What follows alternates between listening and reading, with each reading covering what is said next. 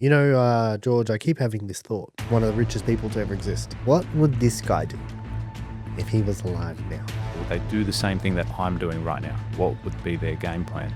How do you know when it's time to pivot versus pushing through a challenging business phase? I considered shutting the business down, not from going broke, but just like, is this worth it? I think you really got to look at the future and go, well, what's the probability of growth? Like, are you the barrier? Are you bouncing in the same spot? You just got to decide in life who you want to be.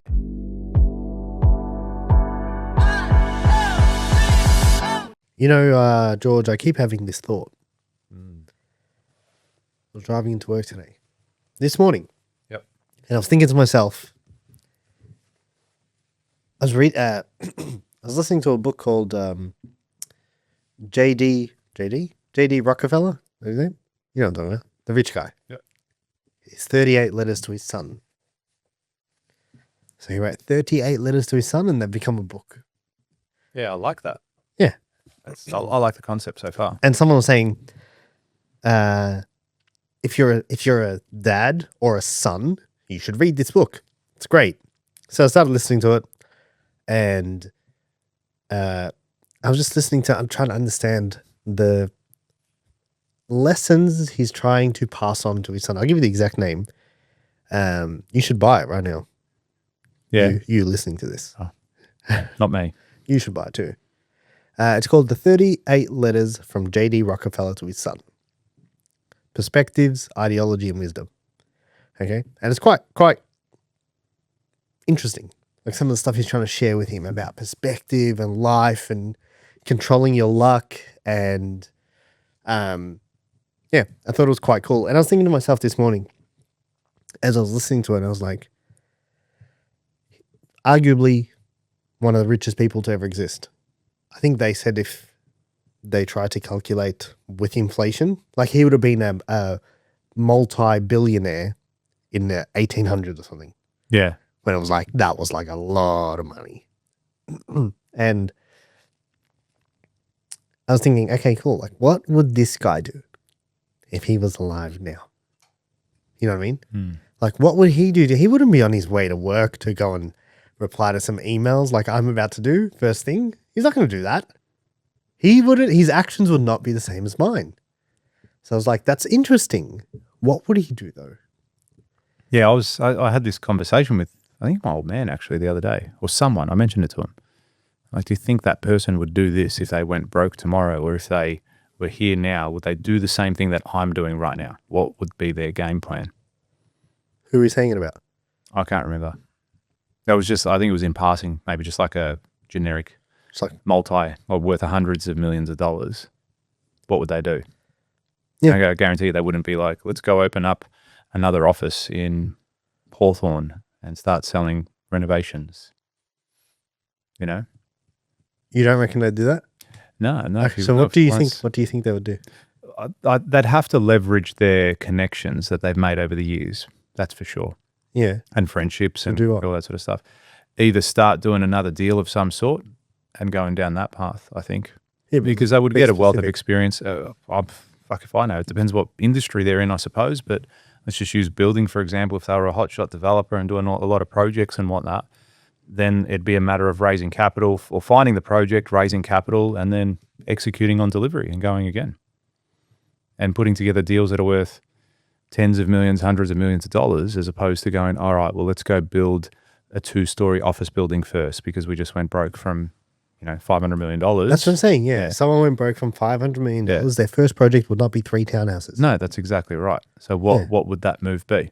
But then, that whole time they've been in that space, they would have accumulated some serious power plays, like a power base worth of people that they could lean on and go, right, boys, this job fucked up.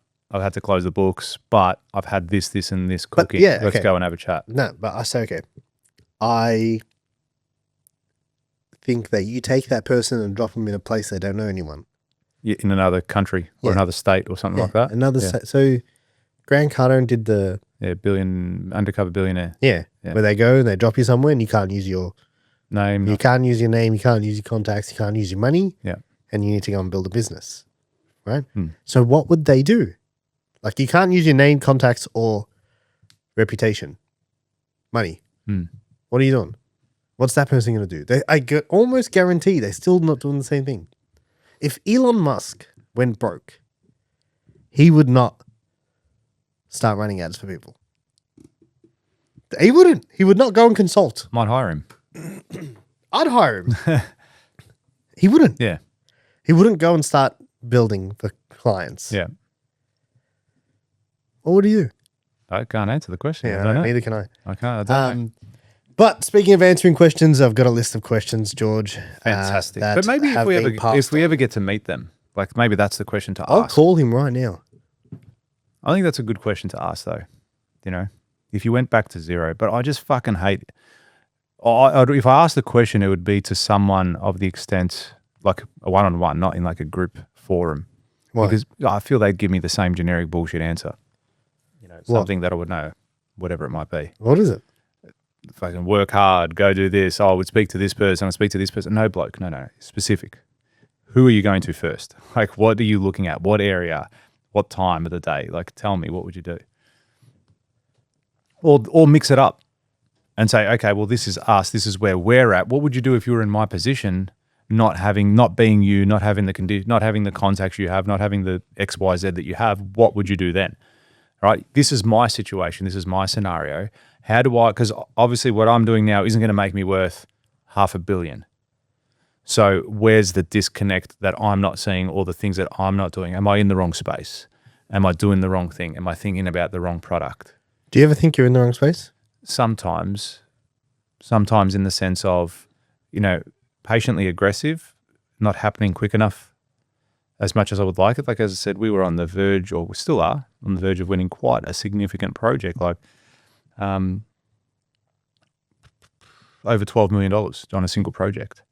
And like, okay, that's great, next level, but it's still not 50. It's still not 150 or 500. And even if I won another 3 of those, it's still not in that stratosphere. So what do you need? Like, where's the line where you go, cool, now we're doing this much, this much, this much? Yeah. Is enough enough? Like, what is your enough? At what point is it, you're doing this, and this? I don't know. That's the other thing you got to answer. Because someone will look at that and go, wow, if I'd made $12 million in my lifetime, I'd be happy. If I won $12 million worth of work in a lifetime of business, I'd be happy. And then other people look at it and go, it's pocket change. Okay, well, that's actually a perfect question, or perfect segue into the question, which was sent in, which was, how do you know when it's time to pivot versus pushing through a challenging business phase? Yeah, really good question. That's a great question. How do you know? Because I feel that that's happened to me a couple of times in business, not just once. What do you mean? As in, the most recent was COVID, being that we had significant losses during that time and everything that happened. And I considered shutting the business down, not from going broke, but just like, is this worth it? Like, I've just done all that. So I think every business owner faces that question at some all stage. the time. Yeah. You know what I mean? I've thought it twice since we started recording. Like, well, I just brokered a deal on another project like this week. But when I say brokered a deal, it was to walk away from a significant amount of money for both parties and for it not to go legal and battle. And I look at that and go, okay, well, that's a significant chunk of money that I'm not going to receive now. Like, was that venture worth it? Was the lesson worth it? Was me doing this again for the next 5 to 10 years? Is that going to be worth it if this is the shit you're going to be dealing with once every 4 years? Do you know what I mean? And it's like, well, what's the point? I may as well go work for someone, have that security of making $500,000 a year and done and dusted. So I think the reason you push through that, the reason I push through it, is I always feel that there is a better day tomorrow. And I still see that it can happen. And I still see that the processes, the systems, everything we've got going on is there and able to work. I was speaking with a superintendent today, who is, for those of you that don't know, he's a person that would like oversee a project for a client. So he would manage the builder, payments, review of payments, RFIs, all that sort of shit. So Consultants to a client managing the building process. And I was speaking to him and he goes, you wouldn't believe, George, the shit that I go through sometimes. He goes, we're talking on a job worth $30 to $40 million and they're at the final day all right? And the builder and the client are arguing over $20,000.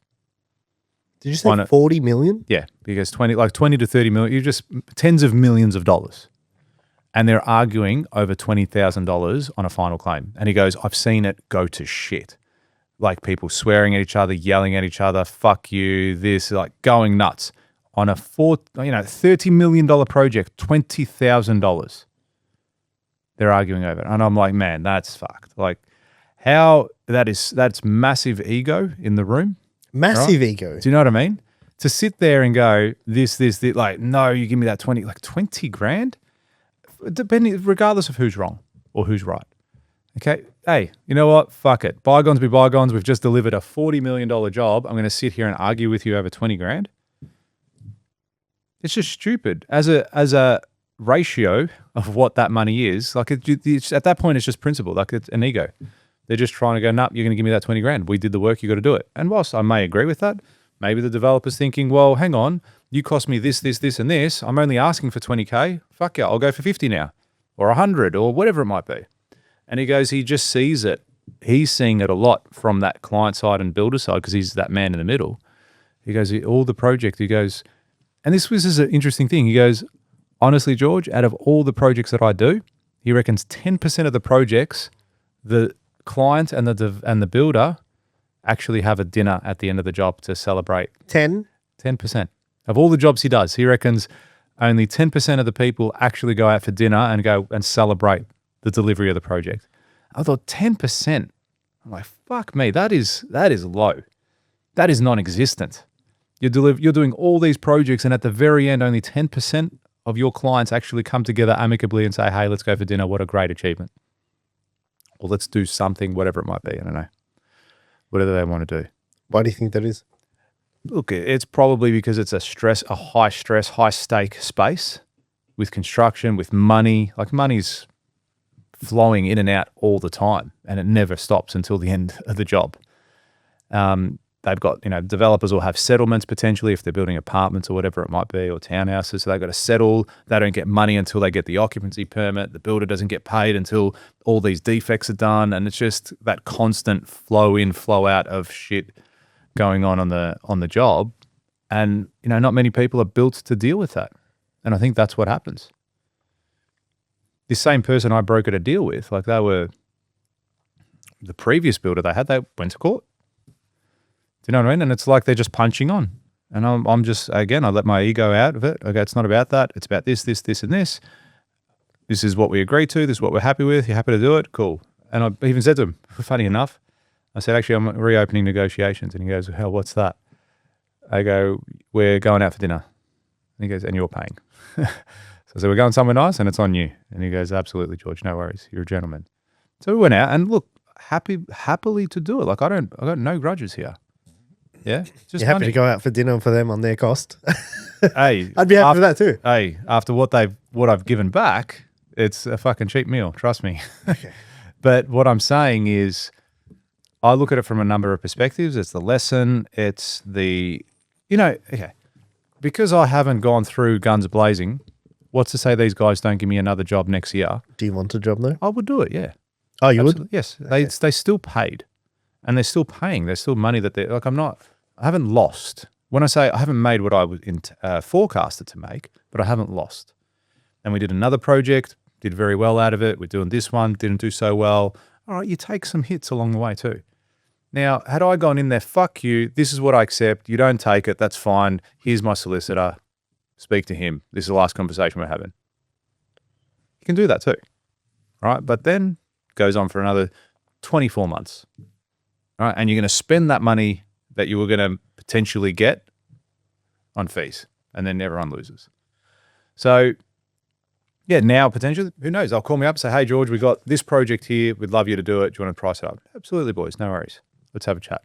Maybe I increase my price a little bit more because I know they might be difficult to deal with, or trying to make up a loss, or whatever it might be. Ultimately, you're assessed on, you're only as good as your last project and your last dealing, but it is what it is. So I think, coming back to the question, I think you really got to look at the future and go, well, what's the probability of growth? Like, are you the barrier? Are you bouncing in the same spot? Do you need to get better? Is the industry or the space that you're in just, it's capped? That's how much money you can make. That's all you're going to move on. What's the barrier? What's the entry here? And so what would be your thing to know that you need to? Look, if you're consistently losing, is it you or is it the space? I don't know. Is it no good? Like you got to self-awareness is a very hard thing to teach.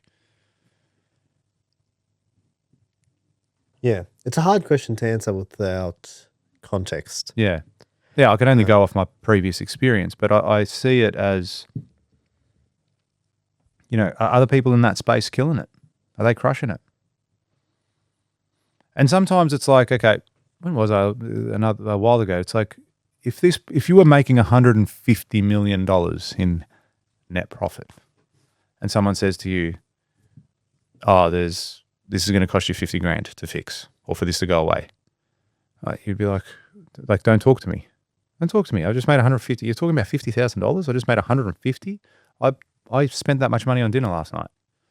And it's like, it's all relative, but I kind of often look at it like that and say, okay, well, I'm just not worth enough from a monetary point of view yet.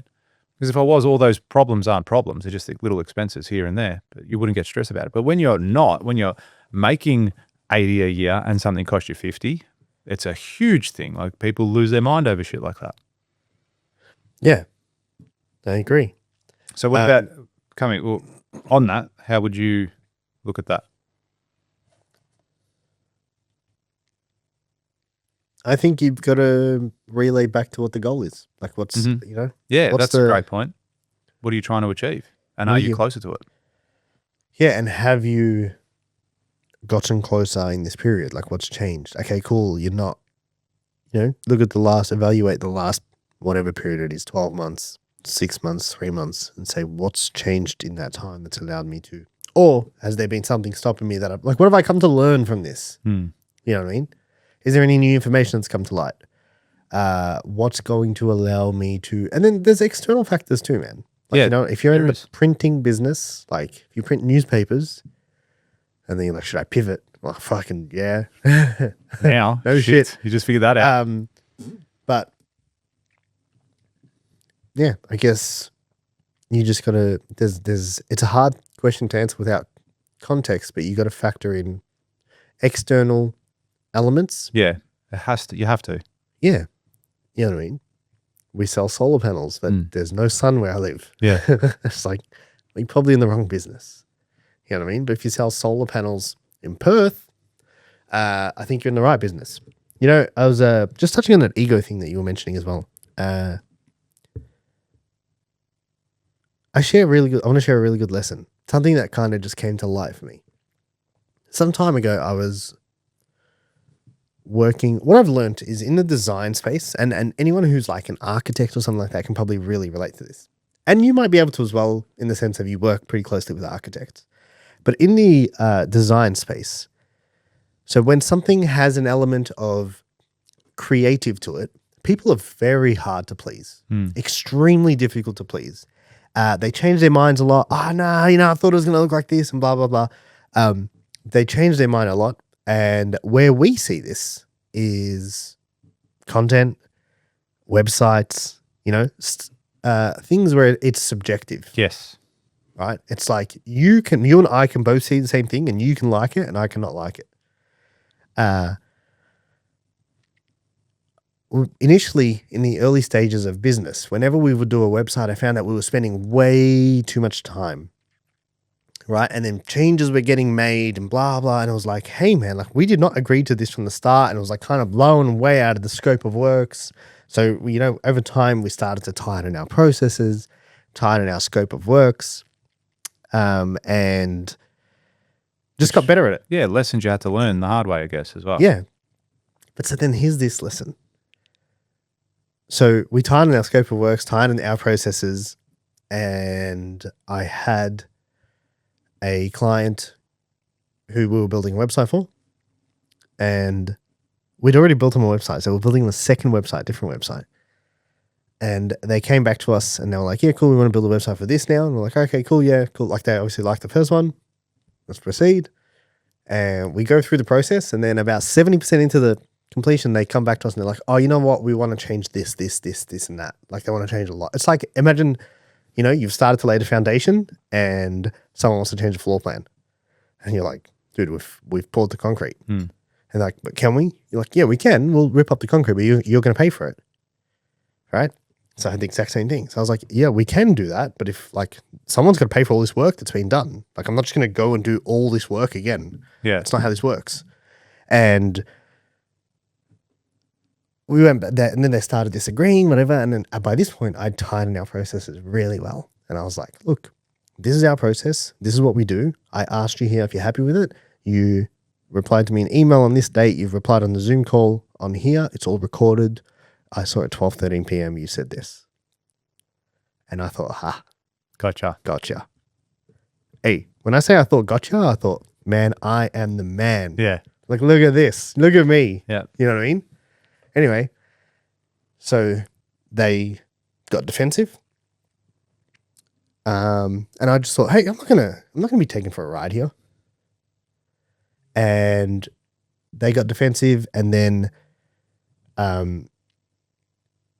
they said, okay, cool, we're going to consider other options. I said, like what? They're like, well, what's it going to cost us to get a website built? Like to start from scratch again? I told them, and they said, okay, cool, we're going to consider other options, and they went somewhere else. Yeah. And at the time, I was like, fuck them. Whatever, I don't care. Like, you know what I mean? I'm not going to get freaking taken for a ride. But looking back now, that was all ego. Who won? I didn't win. Yeah. I lost money. They didn't win, but they changed their mind. There's nothing I can do about that.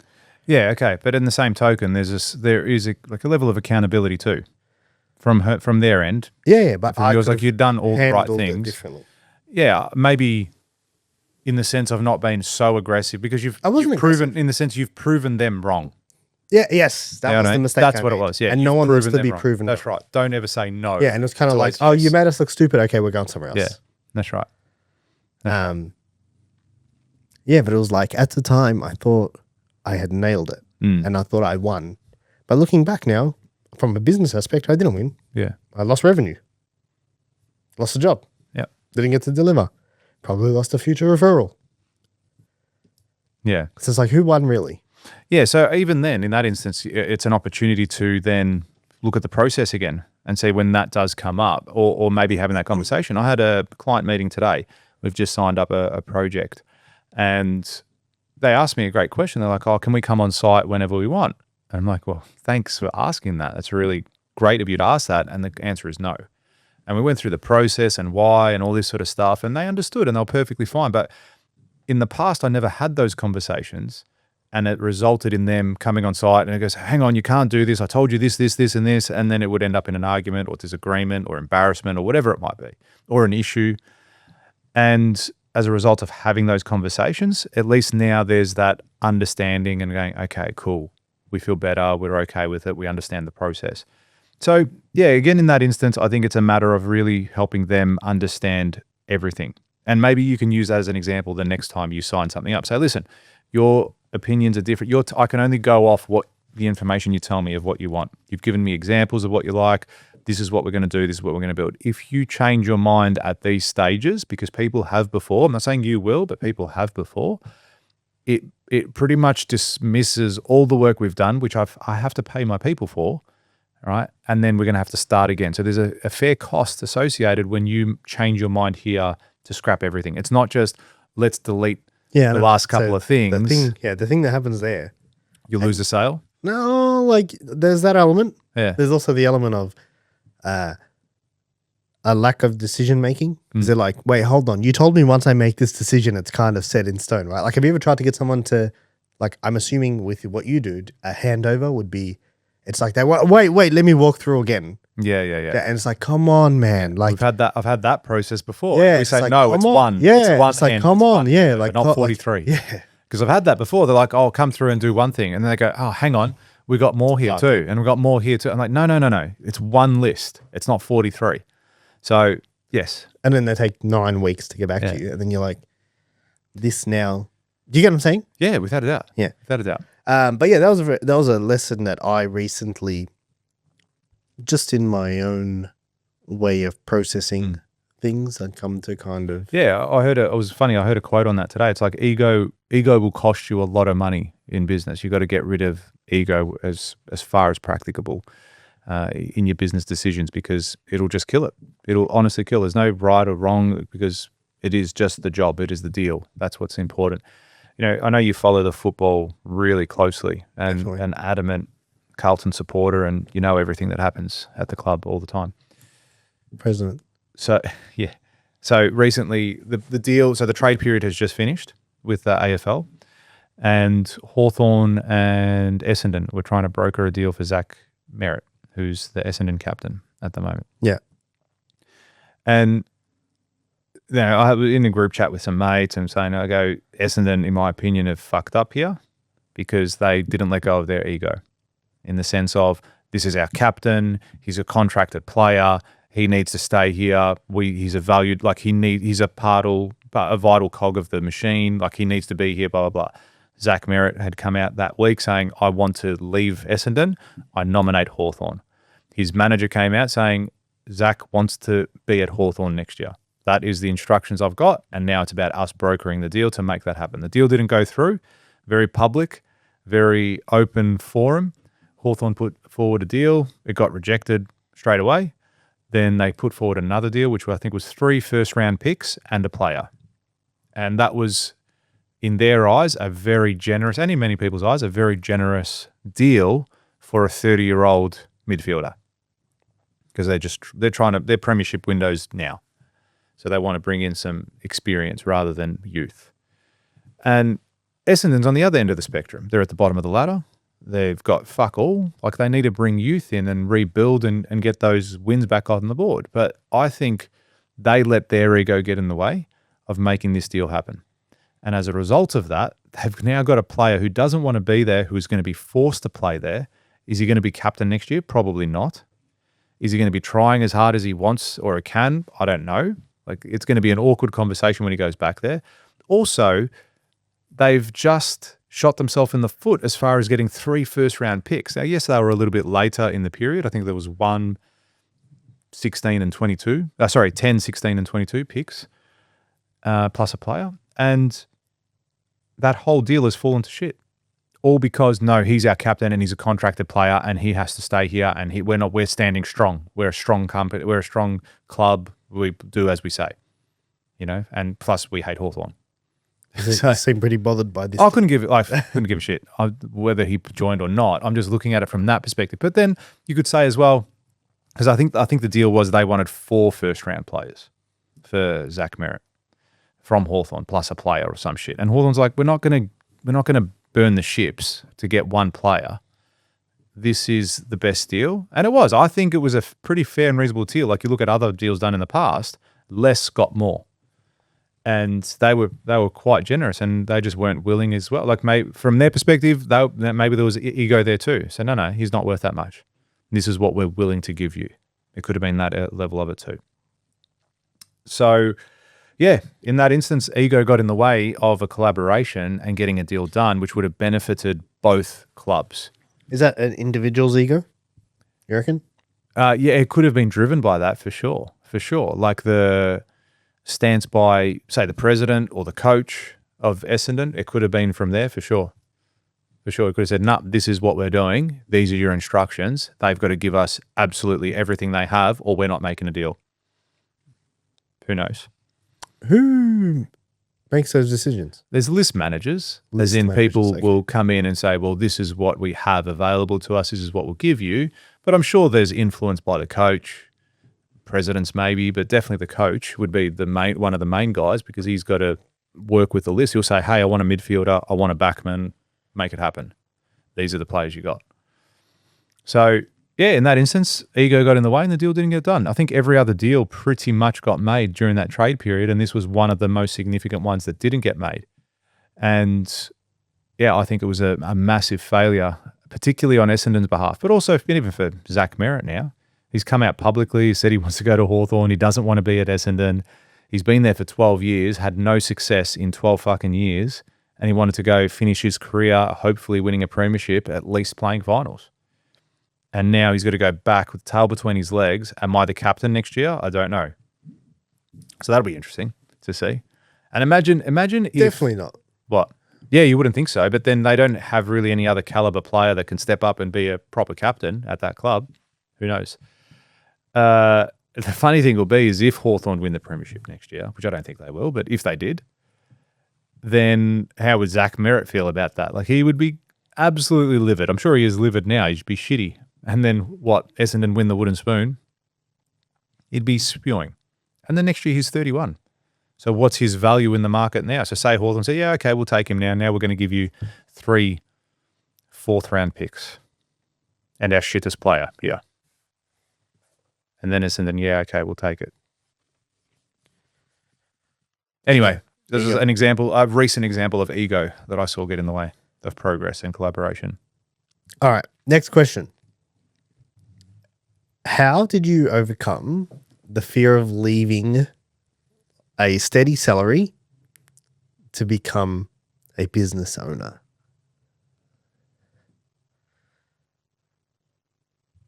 That's a good question. Yeah, really good. Do you want to go first? Yeah, of course. Sure. For me, it was, I didn't overcome the fear. I was scared doing it. Oh, I guess I just did it anyway. But the biggest thing for me was I was miserable. Yeah. Like, I hated what I was doing anyway. And I was like, you know, like, I'm slowly drowning. Let me just drown fast. Yeah. Yeah. You know what I mean? Like, fuck it. Like, this is, it was eating away at me slowly. Like, you know what I mean? I was not happy. And I was like, man, let me just fucking roll the dice. And, you know, I always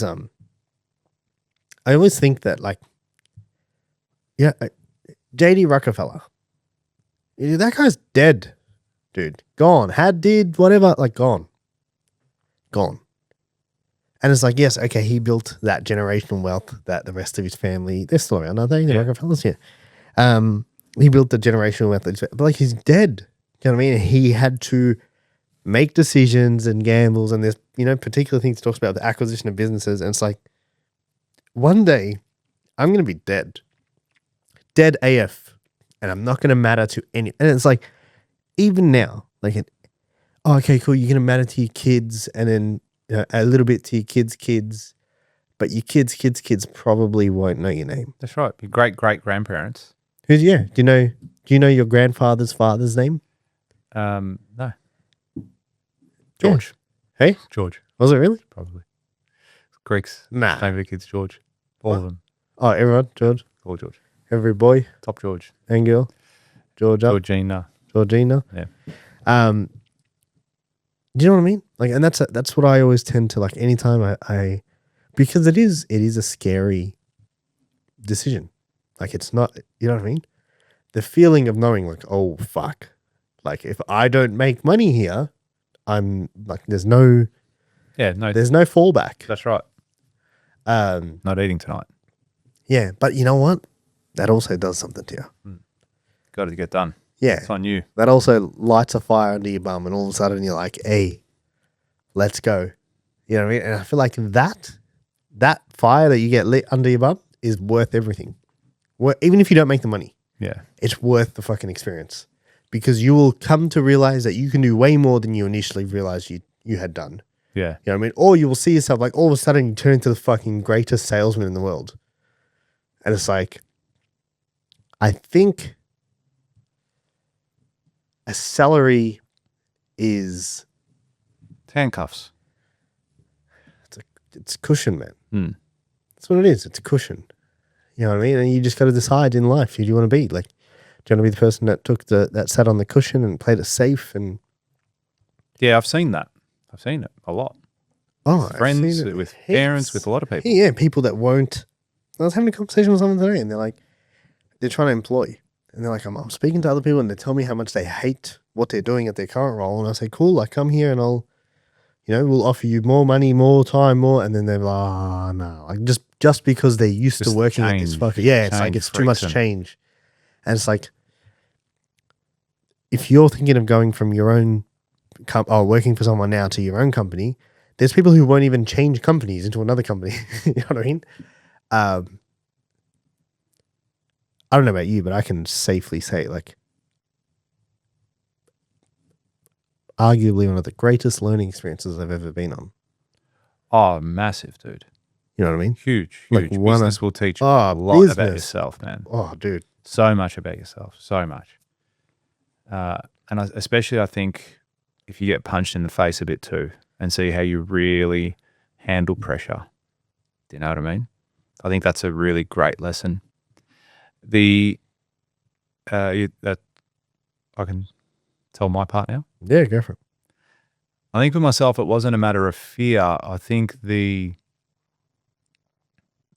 excitement of success was greater than my fear. If that makes sense. So you had no fear? I can't say no fear, but it wasn't on my, like, I don't recall thinking, oh shit, where am I going to make 100 grand from this year or this or whatever. I don't remember thinking that. I just went in and had the jobs and kept working and kept trying hard and refining the process. And I kind of just always backed myself. And look, I love this saying about confidence. Confidence isn't the lack of self-doubt. Confidence is being willing to try even though you doubt yourself.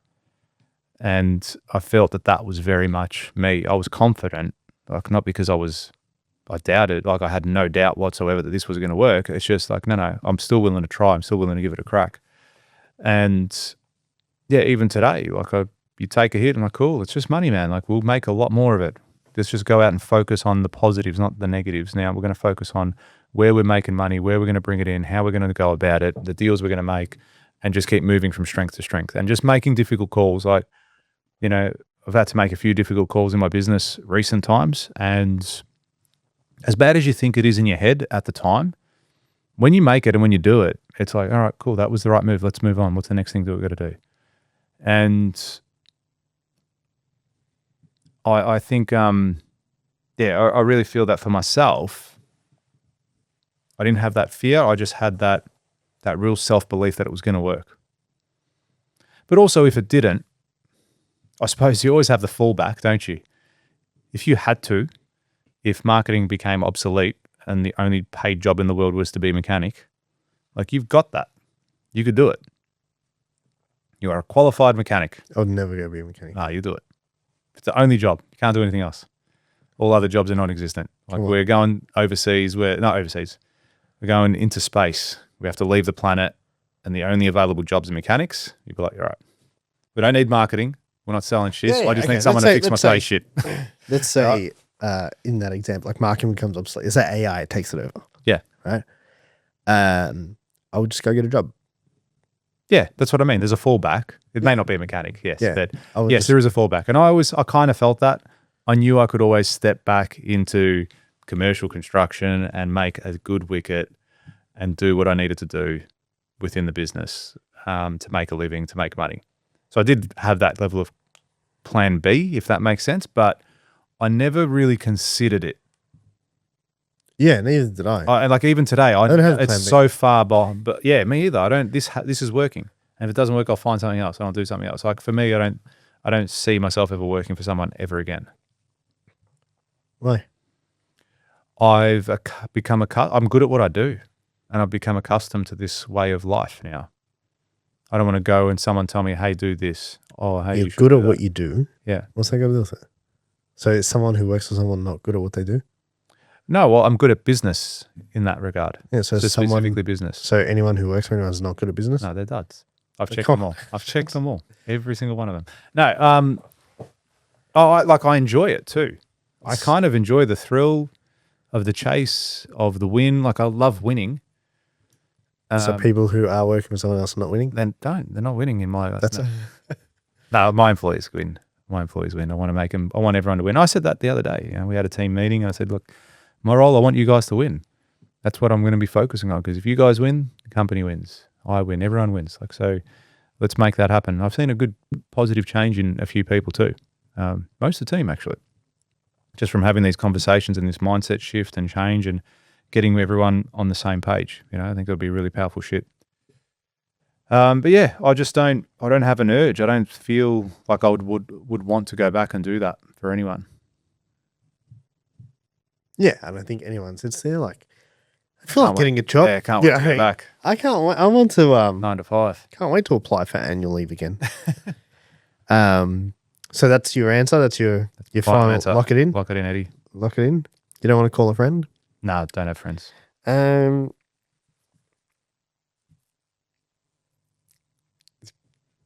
Do you have a framework for making high stakes business decisions? Like a process? Yeah, how do you? So if you have to make a big decision, what are the things you factor in? This is what I'm paraphrasing now, but this is how I understand it. Like, you got to make a big decision right now. What are the things you take into account? Like, here's a better consequence. What's the last really big decision you made without giving away too much? What's been a really big decision you had to make in your business? I can't say without giving anything away. You can. Structure changes to the business.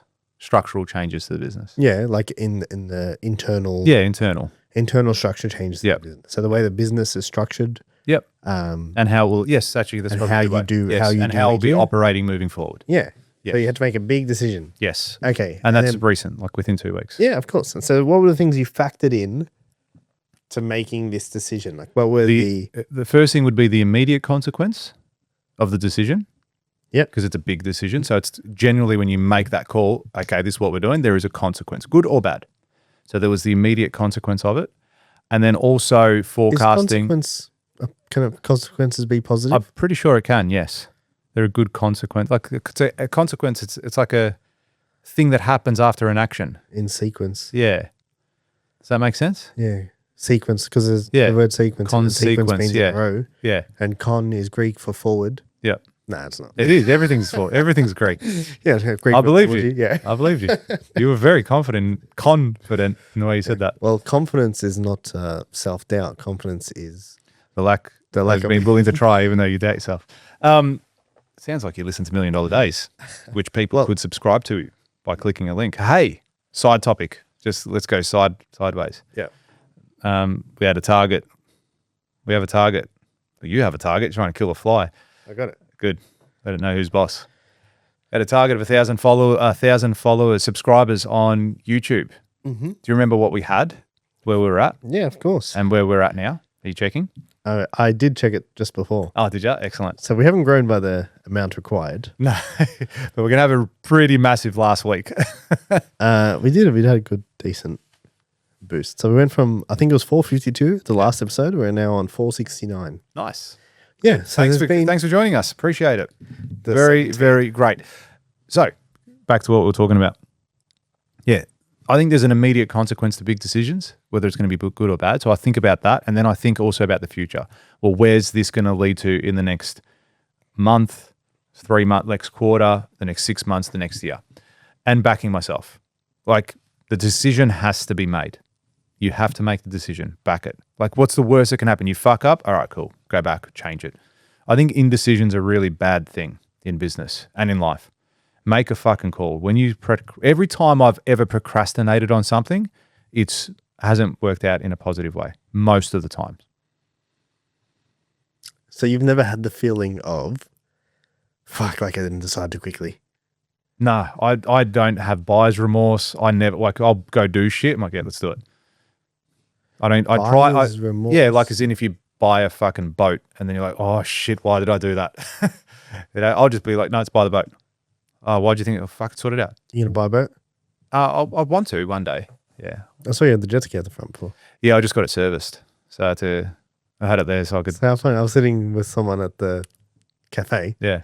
And I was like, how ironic the jet ski on a hot day. Yeah, I know, right? I was like, how ironic. He was like, maybe he's getting it serviced. And I was like, on the first hot day, what are the odds? Like, come on. Well, they had it for a couple of days. It normally takes them a day, but they're just late with it. So I went and picked it up this morning. Fair enough. Yeah. So, I don't get buyer's remorse, but in the same token, I make a decision, back it. It is what it is. And then if I have to change it, I'll change it. I just don't feel that nothing's ever really completely definite. Yeah, that's you know what I mean? So I don't stress about it. Like you go broke, it's not definite. I'm not broke for the rest of my life. Very few decisions you make are permanent. Yeah, that's the thing. I think that's an OG quote by you. No, it's not. It's by Isn't you. it? No, it's by me. You said it on the podcast. Yeah. There you go. AG, I heard that from you first. What a life. Yeah, no permanent. Very few decisions you make in life are permanent. Yeah. Cutting your arm off is permanent. Yes. It's not growing back. All right. But Yeah.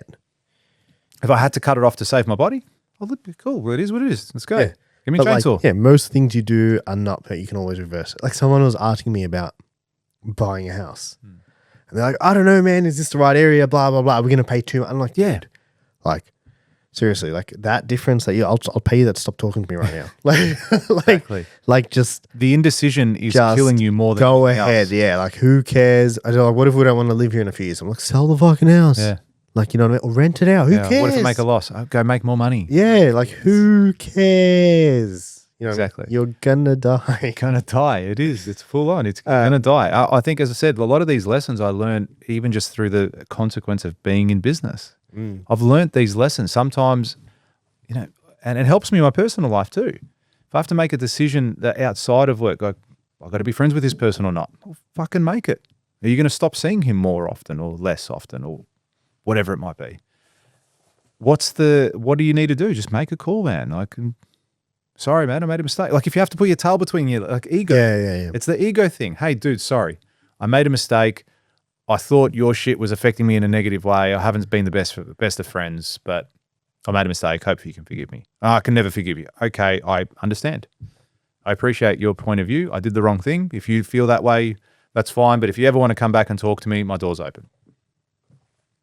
I employ friends. I employ family. I will fire all of them tomorrow. All of them tomorrow. And Before this episode is. before the episode, it's like, but I'll do that not because I hate you.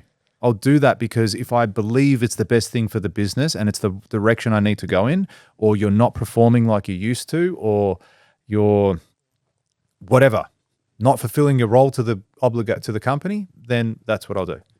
And I don't do that out of like I don't know. Some people might see me and think, oh, you're so, portray to be a hard ass and you're ruthless in business or whatever it might be. I'm actually quite an empathetic person. Like I don't like doing that stuff. There is no joy from me going, hey, Robbie, we've had to fire this bloke. How good? Do you want to watch? Get your camera out. Do you want to watch this? Start recording. Like I don't do, it's not about that for me. It's no, well, this person has a family. They've got a life. They've got this. But aside from all that, is this the best decision I need to make for the business? Yes, it is. Okay, then it needs to be made. And they're the sorts of things that I get from, they're the sort of lessons I've learned since being in business. That's for sure. Yeah, I think the fact that most decisions are not permanent is a big thing that helps you make. Well, that I use that helps me make bigger decisions. Another thing is like I'm big on just weighing everything up. Like let me digest it. Let me weigh it up. What's going to happen if I do? So have you heard here's a good framework. This is actually a really good framework. What's going to happen if I do it? What's going to happen if I don't do it? What's not going to happen if I do it? And what's not going to happen if I don't do it? Yeah. Right? So it's like do, not. Not, yeah. Do, don't. Don't do. Yeah. What then? Yeah. So I'll repeat that for everyone listening. So if I was to do this thing, like you're weighing up a decision, it's what's going to happen if I do it? Like what are the outcomes going to be? So if I do the thing, what's going to happen? Yeah. If I don't do the thing, what's going to happen? What's the opposite side of it? If I do not do the thing. Wait, hold on. I just said Your it. story, bro. Why don't you give an example? I think that'll help you with the description. So give an example of making a decision. What's the decision you want to make? Hiring someone. Go. So you're about to put on a GM. That's your decision. We were speaking about that the other day. Real senior person. Let's use that as an example. What's the concept? What happens when you put them on?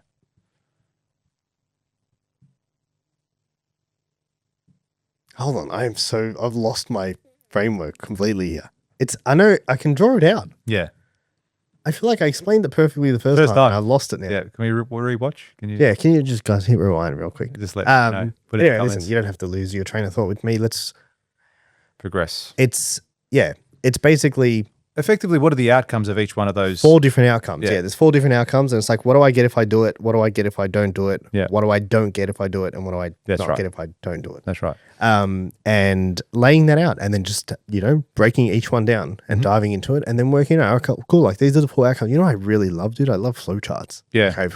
I like that whole aspect. I'm a visual person, Yeah. but I'm also a logical person. So that to me is a really logical process to break down the decision. You and just go, think "Well, about every okay, option, and it's like, That's well, really and then you usually find there's like 1 or 2 options. Mm. You know what I mean? Or like maybe 2 options that you can decide. And you're like, all right, cool. Like that's what's gonna happen here. Which one's more important to me? All right, I'm gonna do that, Yeah. and I'll just go with it. And whatever. Worst case scenario, we'll say that this was a bad decision, and That's I'll tell it. the story on a podcast. That's it. Own it. It's you, dude. Like it's you. People are afraid of what other people might think. They're afraid of, looking bad or looking stupid or whatever it might be. You need to just, again, it's all ego. You got to get that shit out of your head, out of your mind, and fuck what anyone else thinks, says, does. It's irrelevant. The decision that matters is the decision you make at the time. That's it. Nothing more, nothing less. Make that decision, and then when things change in the future, make another decision.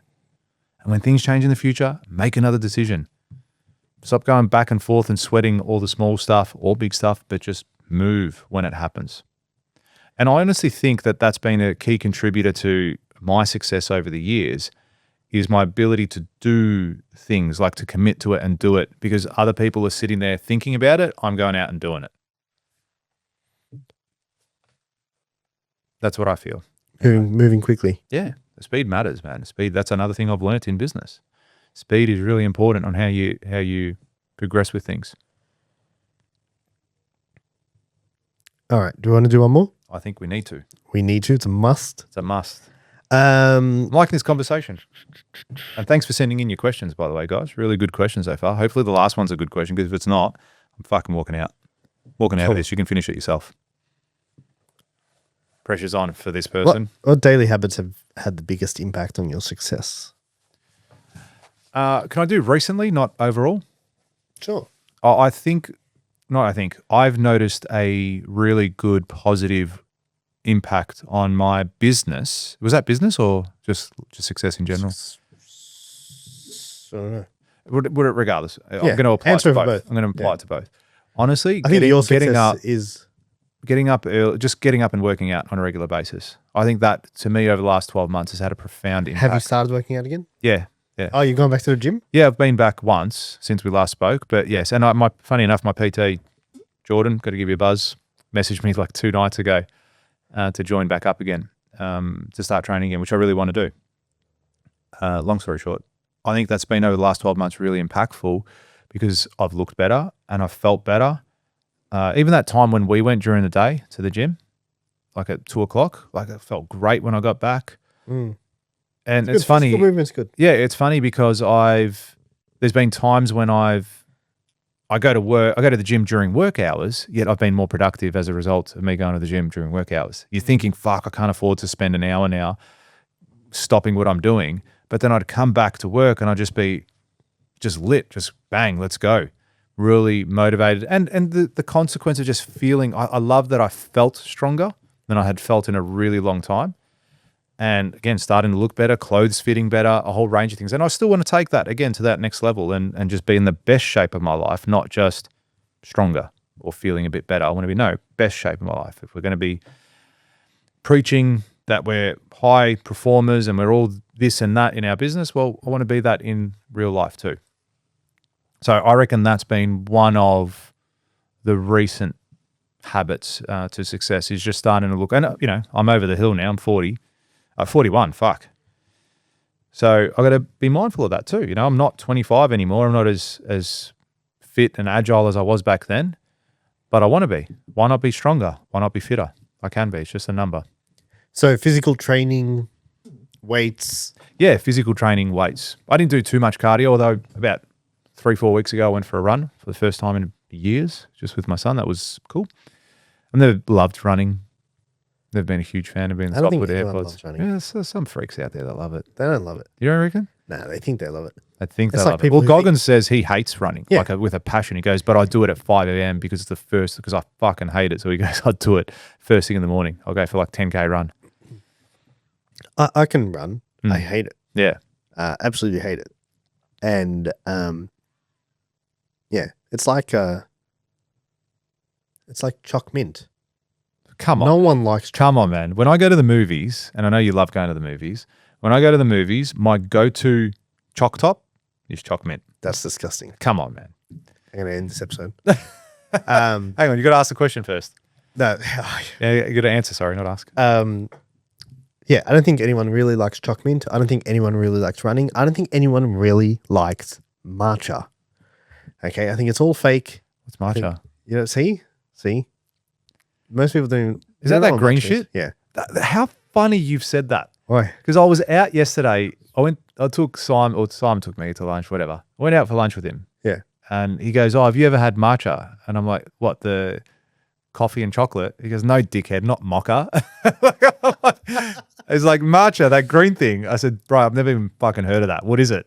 And he goes, "I can't." He goes, "You live under a fucking rock, George." Like, how the hell do you not know what matcha is? right. I don't even know what it is. Like, and Google it. Wait, hold on. What is it? It's a drink. You never tried it? No. All right, we're gonna go get one after this. Okay. What, just the cafe?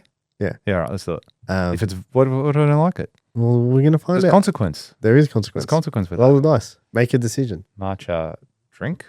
Matcha. Anyway, while you do that, I'll answer the question. What was the question? Organic. Habits. Organic tea. You're going to give me organic tea now. Yeah. Why did you ask that question? Oh, no one likes it. Yeah. And we're going to go get it now. You and me. No I one likes personally think it's a horrible drink. And people are like, this is so much better than coffee. It's like, no, it's not. it. Jesus. Stop it. I'm upset. Daily habits. Yeah. What habits? Do you want to talk about your recent daily habits? Yeah. So I've been getting into the office like super early. What time?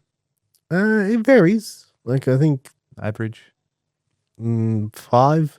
Yeah. That's early, man. For you to be here 5, you're up at 4 at least, I would have thought. Yeah, 4:20, 4:30. Yeah. Do you have showers and stuff in the morning before you come to work? Only if like today I did because I wasn't going to the gym today because I had a full day. Yeah. But yesterday I didn't. Do you know what I mean? Mm-hmm. So it just depends on what I've got on Like for your the day. schedule. Usually I've got my bag packed and I can get up, brush my teeth, wash my face, grab my bag and go. Yeah. It's like a 5-minute process. Yeah. Yeah. Do you know what I mean? Jump straight in the car and I'll usually make a coffee at home as well. Do you get your clothes ready the night before? Yeah. Yeah, me too. If I'm gonna get up and go, like, why would I lose half an hour in the morning? Yeah, just deciding what to wear. Yeah. People saying, I heard someone saying that, like a real high performance coach was saying, he goes, all the high performers I know have their stuff ready. It's just one less decision they have to make throughout the day. Let me grab my stuff and go. Yeah. I do it every morning. Like before I go to bed or before I put the kids to bed, I grab my clothes that I'm going to wear tomorrow. So I make the decision then, okay, I'm going to wear a shirt. I'm going to wear a suit. I wear the same thing every day. Reebok pumps. Like what am I doing? I've got like Did you ever have 7 Reebok pumps? of these shirts. Did you ever have Reebok pumps back in the day? Nah, I know the ones. Spewing. What a Nah, life. that was before What a time to be alive. I was born. Yeah. I'm 41. Yeah, I think that's been a big one. Yeah. Getting up Super early. and then training in the middle of the But it's not just the super early. Can you walk people through the process? Why do you come to work at that because time? then I can just come in like you every time you come in my door's My closed. door's closed. I Yeah, feel just upset. sitting there I want to working. say good morning. I want to knock in on the door and say, just good sitting there morning. working, dude. But I feel like you'd be uninterrupted, upset if I interrupted you. uninterrupted, doing like stuff that there's certain elements of what we do where it's like, hey, like no one talks to me for 3 hours. Like I'm going to be so deep in this that if you take my train of thought elsewhere, I'm going to come back and I'm going to forget where I was. Yeah. Because there's like 37 moving parts and I'm trying to work this piece of code to get it to do this thing and transfer this bit of data. Yeah. And yeah, I'm usually just doing that. Yeah, I hate it when that happens too. Like when you're in a deep work and then, hey, can you highlight this piece of dude, paper for me? I'm like, fuck, don't talk to me. Yeah. But yes, I think personally I'm the same. I love the morning session when I'm normally in between 6 and 6:30 most of the time, thereabouts. And I find that, that hour and a half of no one calling me, I get a lot of work done. So I quite like it because my phone doesn't blow up. People aren't emailing me. It's just me doing what I need to do or what I want to do. And then the rest of the day begins. Yeah, dude, like literally this morning I got in and I carried out a few tasks and then I scripted content. Yeah. And then I was recording at like 7. Oh, yeah. Yeah. I saw it today. Yeah.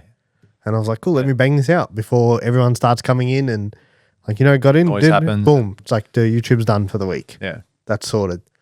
And Yeah, I think that's been blocking. I guess you could call it.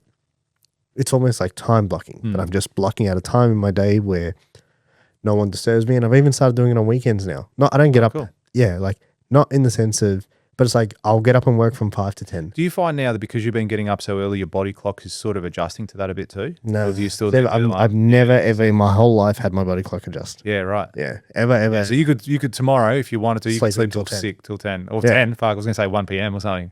Hey, You love that shit. Sleeping till like 1 or something. that's one. I've been awake for 8 hours. What? At 1, I've been awake for 8 hours. Yeah, that now I'm just saying, could you go just sleep till 12, like till lunchtime? Just stay in bed till lunchtime. Yeah, like so. For example, on Saturday, the one that just passed, Saturday night, Yeah. I was quite tired. I went to bed at like 11. Yep. And I woke up at 10. Yeah. The next morning. It Well was done. like significant Well sleep. done, yeah. Yeah, it was great sleep. Felt Yeah. like a 95% recovery. I was pumped. But yeah, I So- can do that. I can still sleep. Are you tired now when you go home, like at nighttime, Me, having gotten up at 4 a.m.? I went to bed pretty early yesterday. Yeah, but I mean, do you feel that that's the case? Because I do, because I wake up early. Like my body, I will wake up between 5 and 5:30 without the alarm. Yeah, never ever had that happen to me. It's only ever since because I go to bed early though. I find if I go to bed at 9, like I don't even need my alarm to go off. I'll be up. Dude, I was in bed at 9 yesterday. And But I'm my alarm I didn't go go off. and I sleep like almost immediately. I don't know if it's a mental thing too, like you're mentally tired as well as it's not physical unless you had a really hard workout or something. But I find the mental aspect of it makes me tired. So yeah, aside from you getting up, coming in, pumping out some work in the morning, some core uninterrupted work, you've then also, as a result of that, made time to go to the gym too. Yeah, well, I still work in the afternoon. Yeah, that's So what it's I like, mean. 'cause You still work. someone saw me and they're like, end up Hey, pumping out a lot more you're like, work. you're doing, I think someone messaged me on Slack and they're like, and it was like 7 p.m. and I replied, and they're like, dude, don't you start early? And I'm like, yeah, but I also have a window in the middle of the day that I kind of disappear for, Yeah. like a 90-minute window. But I feel like that helps me work till later. Yeah. Yeah, like I feel better. I feel better. Yeah. Yeah. I feel better. I can work for longer and the energy doesn't kind of crash. I think it's a great thing, like especially as a what's it called, spring chicken, because you're young, right? Young spring chicken, full of energy and testosterone, unlike me. But no, what I'm getting at is like even the fact that you don't have obligations outside of what you're doing right now, like you don't have kids or a partner right now. I think it's such a great thing to have that ability to go, I'm going to work till 9 p.m. tonight and just be able to do that. I think that's a huge advantage over competition or someone that has that at the moment.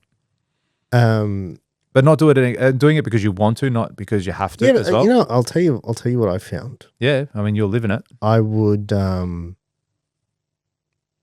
not be productive. Be At less that time? productive. Yeah, like for example, like I try and not stay here past 7. Yeah. But even that's a lot though. 4 to 7 or 5 to 7, sorry, 5 a.m. to 7 p.m.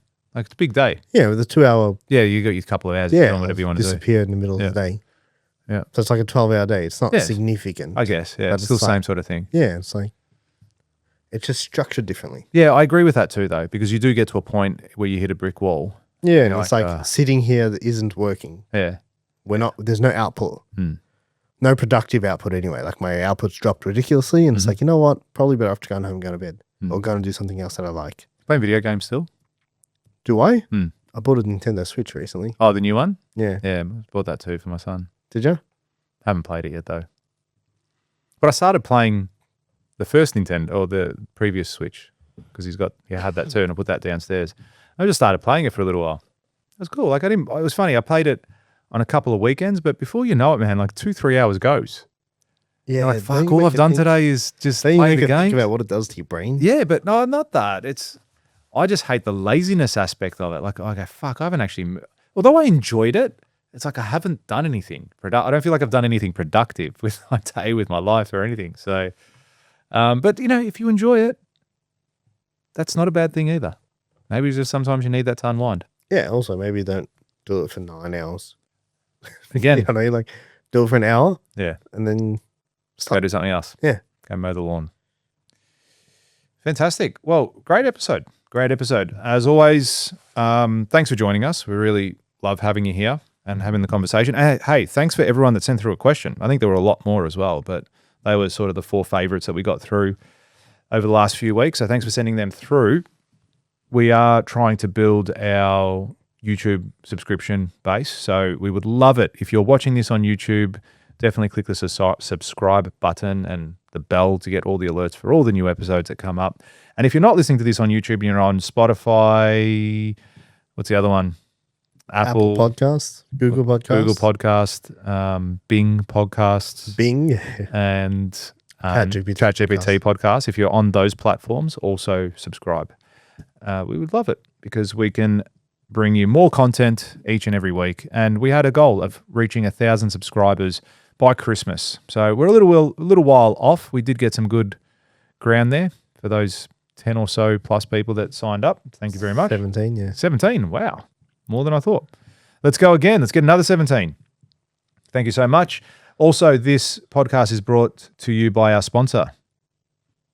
Thank you to our sponsor, being the 2025 Builders Summit, coming to you live and in person in Melbourne and Perth. So if you haven't registered for the Builders Summit yet, you can do so by going to really any of our social media pages, website, builderelite.com.au, and registering for a free or paid ticket. Going to be talking about how we're going to scale your business and some core systems you can incorporate to really set you up for 2026.